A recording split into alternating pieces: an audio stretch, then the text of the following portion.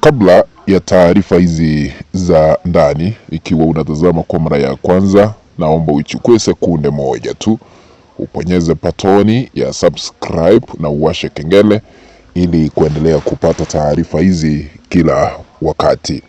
Cha kuzingatia, cha muhimu na kupembeleza, uponyeze alama ya like.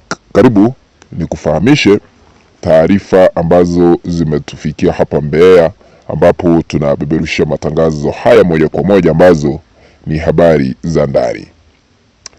Rais Samia Suluhu Hassan anadaiwa kushirikiana na maafisa wengine serikalini na wala ambao anatembea pamoja katika serikali yake kuuza bandari mbalimbali katika taifa letu la Tanzania. Habari hizi za ndani tuliweza kufahamishwa kupitia mwanaharakati Maria Sarungi, ambaye anadai kwamba bandari ya Karema ambayo iliyopo pale Katavi na bandari ya Kigoma zote zimeuzwa, kumaanisha rasilimali zetu sisi wa Tanzania vile kunaenda mambo sio mazuri. Ikiwa bandari zinauzwa kwa Wachina, sisi wa Tanzania tutapaki kuwa na nini? Wakati tunaendelea kusikiliza maumivu ya Oktoba 29, rasilimali za Tanzania, ukipenda Tanganyika, zinazidi kuendelea kutogomea, haswa kwa wageni. Magari ya usalama, tunataarifiwa ya kwamba magari ya usalama wa taifa yanapita bandari ya Dar es Salaam yakiwa full ama yakiwa na mizigo kwenda Zanzibar. Hakuna kukaguliwa, bora tu yanatoka Tanganyika kuelekea Zanzibar. Swali tunajiuliza, magari haya yanabeba nini? Kuanzia tarehe 8, kulingana na taarifa za Sarungi, ni kwamba tarehe 8 Februari 2026 kila mtu atakuwa amefikiwa, kwani kuna nyongeza ya 9% ya kodi, kumaanisha Tanzania baada ya kunyimwa misaada na mataifa mengine, kodi inaenda kuongezeka hata zaidi, haswa kodi ya 9% kwa mizigo yote inayopita bandarini, kwa sababu bandari zingine zimeuzwa. Kuongezeka kwa ushuru wa bandari mara 2 itaanza tarehe 8, na sisi wa Tanzania tutaelewa haya yote ni kwa nini yanaenda kushuhudiwa. Ile sehemu ya bandari ya Dar es Salaam iliyokuwa bado kuuzwa imeshauzwa kwa Mchina, na wafanyikazi wameshapewa notisi ya miezi 3 waamue waende kwa Mchina au wabaki na bandari. Bandari ya Kigoma kwa 100% imeuzwa na kwa Mchina. Bandari ya Tanga kwa 100% imeuzwa kwa Mchina, na ile ya Karema imeuzwa kwa Mchina. Sasa hayo ndio tumefahamishwa katika kituo chetu cha kutangaza matangazo haya.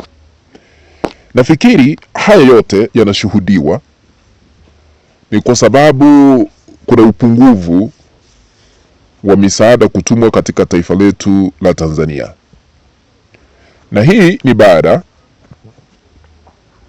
ya taifa lile la Marekani kupitia uongozi wa Donald Trump kusimamisha kutuma misaada kwa uchafuzi ama kufuatia maandamano yaliyoshuhudiwa na maafa mengi, na hamna lolote ambalo limechukuliwa kama sheria dhidi ya wale ambao walihusika katika taifa letu la Tanzania.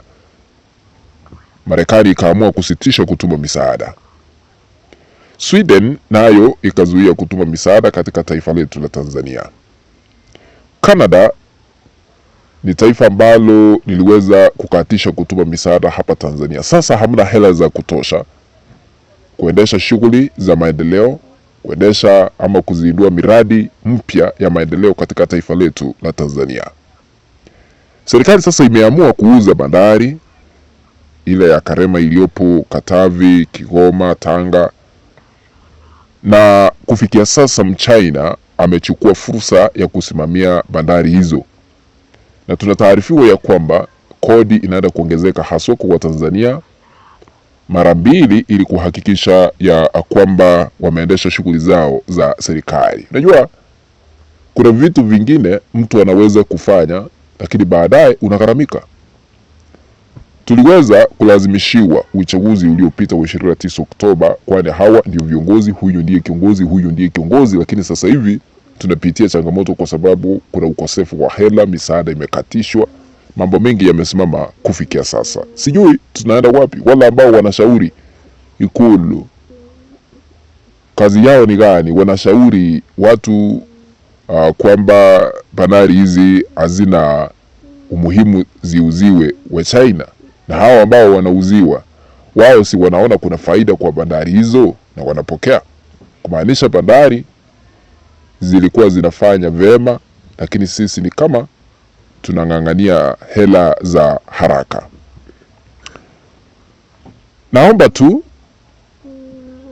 kufichua siri vile tunaendelea kuzipokea katika meza yetu ya utangazaji kila wakati, lakini hayo ndio tumefahamishwa kupitia mwanaharakati ambaye anaitwa Maria Sarungi kuhusiana na bandari zile ambazo zimeuzwa kufikia sasa. Naomba kutamatishia hapo, nitarudi baadaye na habari zingine za akina ili tuweze kuendelea kufahamishana. Lakini ikiwa wewe ni mgeni unatazama Tanzania ITV kwa mara ya kwanza na hauja subscribe, kuna patoni ambayo imeandikwa subscribe hapo chini.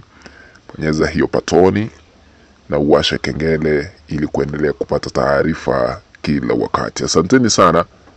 Bye.